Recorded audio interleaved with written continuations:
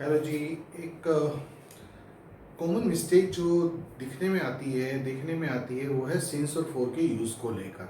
तो आज इस छोटी सी वीडियो में मैं आपको बताने जा रहा हूँ कि सिंस और फोर का इस्तेमाल कैसे करना है। पहली बात तो यह है कि सिंस और फोर का एक कॉमन यूज़ जो है वो परफेक्ट कंटिन्यूस टेंस के अंदर होता है। अगर मैं प्रेजेंट परफेक्ट कंटिन्यूस की बात करूँ उसमें सिंस और फोर आता है, अगर पास्ट परफेक्ट कंटिन्यूस की बात करूँ उसमें भी आता है। तो यूज़ कैसे करना है मैं आपको थोड़ा सा समझाता हूँ। सिंस का मतलब जो है, अगर बुक्स में हम देखते हैं तो वहाँ लिखा होता है पॉइंट ऑफ टाइम, और फोर का लिखा होता है पीरियड ऑफ टाइम। पर सिर्फ इतना समझ लेना काफ़ी नहीं है, इसमें गलती हो जाती है। तो मैं आपको दूसरी तरह से समझाऊंगा। अगर मान लीजिए किसी सेंटेंस में आपने कंटिन्यूटी शो करनी है और ये भी बताना है कि वो काम कब से चला आ रहा है या चल रहा था, कब से चल रहा था। अगर मैं बोलूँ मैं राम से 10 मिनट से बात कर रहा हूँ, मोहन 10 मिनट से पढ़ रहा था या 2 घंटे से टीवी देख रहा था, तो ये दोनों तरह के सेंटेंसेस के अंदर हमें परफेक्ट कंटिन्यूस टेंस की जरूरत है। एक में प्रेजेंट परफेक्ट कंटिन्यूस, दूसरे में पास्ट परफेक्ट कंटिन्यूस। तब हमें subject has have been first form I N G object since for time, और पास्ट परफेक्ट कंटिन्यूस में subject had been first form I N G object since for time. ये फॉर्मूला लगाना है, ये मेरे टेंसेस की वीडियो में बता चुका हूँ। अगर मैं बात करूँ सिंस और फोर को सही तरह से इस्तेमाल करने की, तो मैं ये कहूँगा कि अगर मान लीजिए इसी सेंटेंस के अंदर मुझे मंथ का नाम बताना हो, क्योंकि एक तरीका तो यह है कि मैं मंथ का नाम बोलूँ कि मैं मार्च से ये काम कर रहा हूँ। दूसरा तरीका क्या हो सकता है, सेम इन्फॉर्मेशन देने के लिए मैं 2-3 महीने से 4 महीने से ये काम कर रहा हूँ। तो जिसमें प्रॉपर मंथ का नाम आ गया वहाँ सिंस लगेगा, जहाँ पर आ गया 4 महीने से ये काम कर रहा हूँ वहाँ फोर लगेगा। इसी तरह से अगर ईयर का नाम आ जाए, जैसे मैं 2017 से ये काम कर रहा हूँ, तो सिंस आ जाएगा। अगर मैं 2017 नहीं बोलता तो मैं बोलूँगा मैं 3 साल से, 2 साल से, 4 साल से ये काम कर रहा हूँ, तो four for 2 years, for 3 years, for 4 years ये लग जाएगा। उसी तरह अगर डे का नाम आ जाता है, जैसे मैं थर्सडे से ये काम कर रहा हूँ, तो सिंस थर्सडे आ जाएगा। और अगर मैं ये नहीं बोलूँगा तो बोलूँगा 4 दिन से, 3 दिन से, तो आ जाएगा फॉर 2 डेज, फॉर 3 डेज, ऐसे करके। उसी तरह से अगर मैं बोलूँ कि proper time 7 o'clock, 8 o'clock, 9 o'clock, तो सिंस लग जाएगा।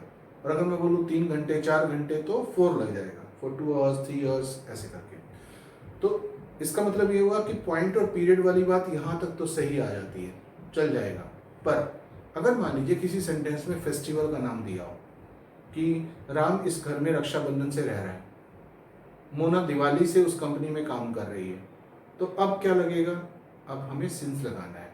क्योंकि रूल ये कहता है अगर फेस्टिवल का नाम आ जाए, किसी खास ओकेजन इवेंट का नाम आ जाए, या किसी प्रेयर का नाम आ जाए, प्रेयर का मतलब होता है सुबह, दोपहर, शाम, रात। अगर मैं बोलूँ दिल्ली में कल रात से बारिश हो रही है, तो कल रात हमें ये नहीं पता कि 6 बजे, 7 बजे से हो रही है, या 10 बजे, 11 बजे से हो रही है, या आधी रात से हो रही है। बस इतना बोल दिया कि रात से हो रही है और रात एक प्रहर का नाम है, तो सिंस लगेगा। मोना सुबह से पढ़ रही है, अब हमें ये नहीं पता वो सुबह 4 बजे से पढ़ रही है, 8 बजे से पढ़ रही है, 10 बजे से पढ़ रही है, फिर भी उसके साथ सिंस लगेगा। तो आप याद रखिए, किसी प्रहर का नाम हो, फेस्टिवल या इवेंट कोई हो, ओकेजन कोई हो, तो सबके साथ सिंस लगाते हैं। ये एक मतलब हो गया सिंस का। फोर का भी मैंने आपको बताया कि फोर कैसे यूज करना है। अब हम बात करते हैं इनके दूसरे मीनिंग्स की। सिंस का मतलब चूंकि होता है, हिंदी में चूंकि जब हम बोलते हैं। अब कई लोग थोड़ा सा कंफ्यूज होते हैं, हम इंग्लिश के चक्कर में हिंदी भी इतना अच्छा पढ़ नहीं पाए और इंग्लिश भी पूरी तरह से पल्ले नहीं पड़ी है, ऐसा वाला हाल है कुछ हम लोगों का। तो चूंकि का मतलब समझते हैं, क्योंकि और चूंकि दोनों एक दूसरे के सब्स्टिट्यूट हैं। बस फर्क इतना है कि हिंदी के वाक्य में, आप हिंदी वाला समझ लीजिए, इंग्लिश वाला फिर आसान हो जाएगा। किसी हिंदी के वाक्य में अगर आप अपनी बात रीजन से शुरू करते हैं, कारण पहले बताते हैं, फिर उसका आउटकम क्या हो रहा, परिणाम क्या रहा, वो बाद में बताते हैं, तो चूंकि का इस्तेमाल होता है। जैसे चूंकि मेरी तबीयत ठीक नहीं है इस वजह से मैं कल स्कूल नहीं जाऊंगा, तो चूंकि कारण पहले आ गया। और अगर मैं ये बोलता कि मैं कल स्कूल नहीं जाऊंगा क्योंकि मेरी तबीयत ठीक नहीं है, अब मैंने कारण बाद में बताया, परिणाम पहले बता दिया। मैं कल स्कूल नहीं जाऊंगा, ये परिणाम है, किस वजह से नहीं जाऊंगा, क्योंकि मेरी तबीयत ठीक नहीं है। इसका मतलब ये दोनों सेंटेंस सही तो हैं, पर बात करने का तरीका अलग अलग हो गया। तो अब रूल ये कहता है कि अगर आप चूंकि यानी कि कारण पहले लगा रहे हैं, चूंकि लगा रहे हैं, तो आप सिंस से वाक्य शुरू कीजिए। और कारण अगर बीच में आ रहा है, बाद में आ रहा है, तो बिकॉज लगा दीजिए, क्योंकि। तो since I am sick, comma, I will not go to school tomorrow, अब दूसरा लेते हैं, I will not go to school tomorrow because I am sick. ये दोनों सही हो गए, सिंस वाला हो गया क्लियर।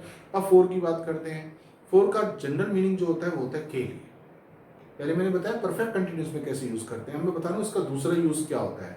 जैसे मान लीजिए मेरे पास कोई अच्छी रिस्ट वॉच है, कोई बुके है, कोई ऐसी चीज है, तो मैं देख के बोलूंगा this is for you on your birthday, तो आपके लिए है, फोर यहाँ पर लग गया।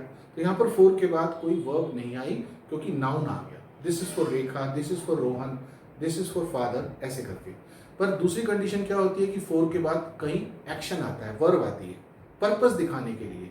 जैसे मैं बोलता हूँ आई एम गोइंग टू तिलक नगर, एक तो हो सकता है टू परचेज क्लोथ्स, एक हो सकता है I am going to Tilak Nagar for purchasing clothes, बिल्कुल ठीक है। तो यहाँ पर मैंने फोर के बाद परचेजिंग लगाया क्योंकि रूल ये कहता है कि फोर के बाद अगर फर्स्ट फॉर्म आएगी तो आईएनजी भी साथ में आएगा, क्योंकि या तो नाउन आएगा या फॉर्म आएगी। नाउन आएगा तो वैसे ही बोल देंगे this is for Rohan, Mohan, Mona, ऐसे। पर अगर वर्ब आ रही है तो साथ में आईएनजी भी लगाना है। तो आई एम गोइंग टू उत्तम नगर फॉर परचेजिंग ग्रॉसरी, अब फोर के बाद परचेजिंग लग गया, ऐसे करके। आई होप कि पहले से आपको क्लियर हो गया होगा। Thank you.